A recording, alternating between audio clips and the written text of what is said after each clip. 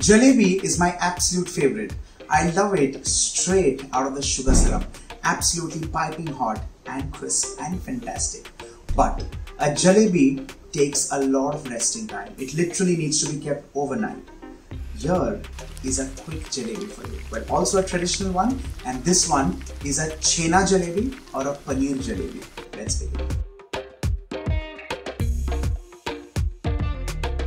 Well, did I forget to tell you, this is also a simpler version of a jalebi, and you'll very well and very soon know why and how. Well, it's very simple. All you need is Chenna or paneer, which needs to be made into a paste. Well, you can use the back of your palm, but now that all of us are addicted to gadgetries, use a mixer or use a grinder. Let's do that. Let's crumble this into the mixie jar. The idea here is to make a smooth paste.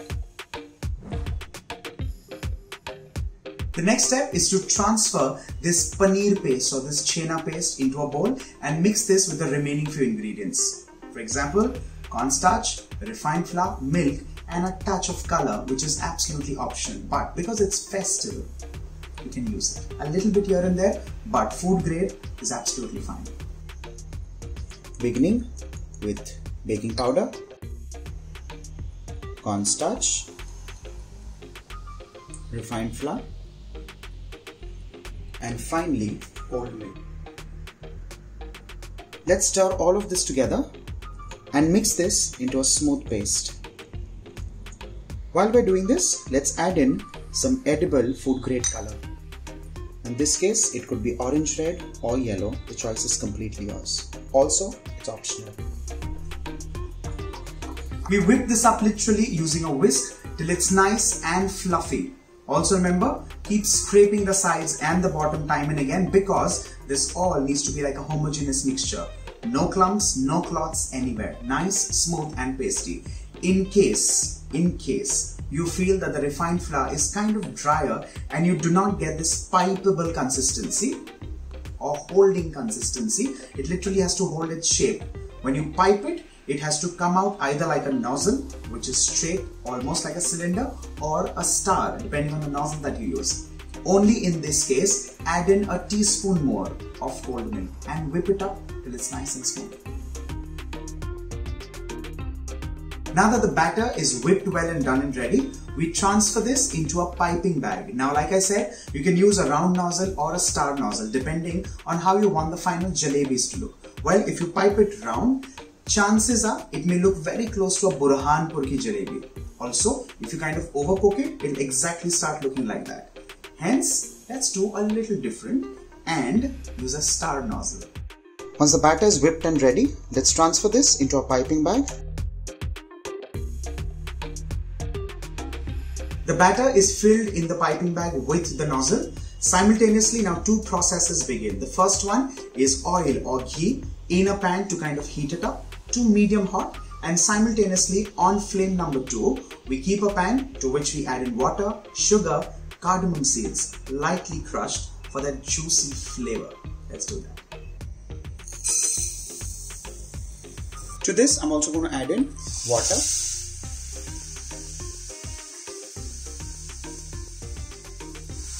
And some green cardamoms for flavor. Let's stir all of this well and cook this on high flame for 5 minutes. While the sugar syrup is getting cooked, simultaneously let's start frying these beautiful rosettes of Paneer Jalebi. All you need to do is turn this around like so in hot oil and make a circle. Also, do not forget to lock it like so. And for this, to release it, you need to cut it either with a knife or a scissor. Well, if it releases on its own, nothing like it. It's extremely important to lock these jalebis like so. Otherwise, they'll open up like a spiral. These need to fry beautifully well, and of course, you'll get a tinge of golden brown at the bottom side. Once that happens, we give this a very gentle flip. If the batter is done wonderfully well, this will end up retaining its shape even while frying and getting soaked in sugar syrup.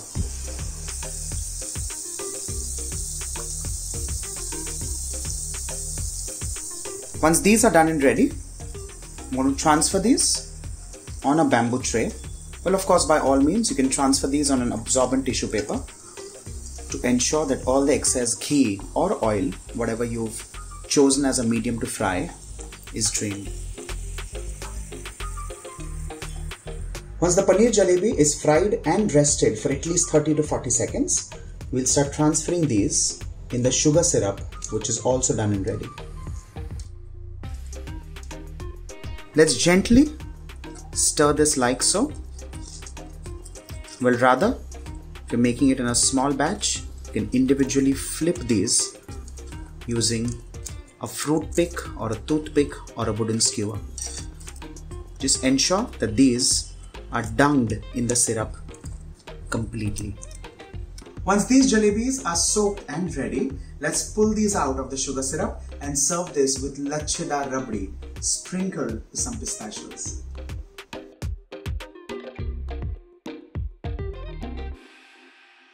With this, our paneer jalebi is done and ready. Serve this to your family, your friends, and remember to pick one for yourself as well. Have a wonderful and safe Dussehra to all of you across the globe. And on that note again, stay tuned for more such quick, simple and easy recipes. This is me, the Bombay chef, Varun Inamdar, signing off. Bye for now.